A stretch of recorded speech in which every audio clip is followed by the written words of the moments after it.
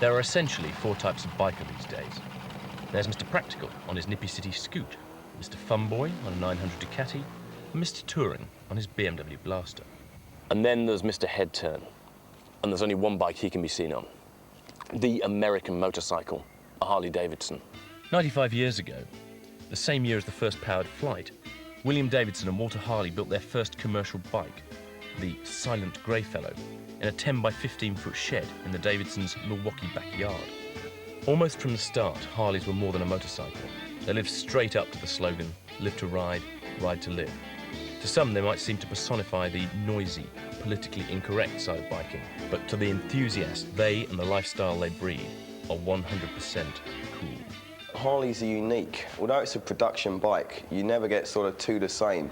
Everyone who owns a bike will put their own bolt-on goodies, their own extras, their own accessories to customise it, make the bike individual and make it very much their bike. You just don't get that with other makes of motorcycle.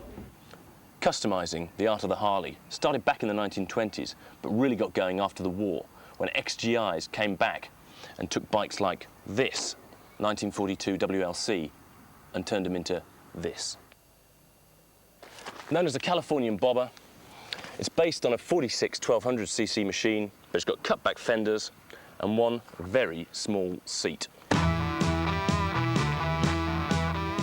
But Harley customising has come a long way since the dropout image of Easy Rider. Nowadays, it's a high art form with some bikes built purely to look at, not even to ride.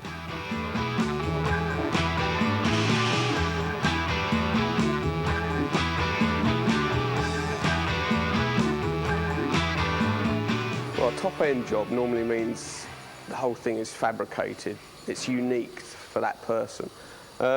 It's easy to spend a minimum of £40,000–50,000. Some of the most fantastic-looking bikes can be absolutely dreadful to ride, especially in town.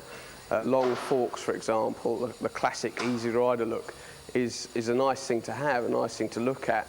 But you know, in town, through London traffic, it would be an absolute nightmare. So there has to be a trade-off if you're going to be using that bike for sort of, you know, regular day-to-day use, which of course a lot of the guys who buy these bikes don't. Legend, lifestyle, art form, motorbike.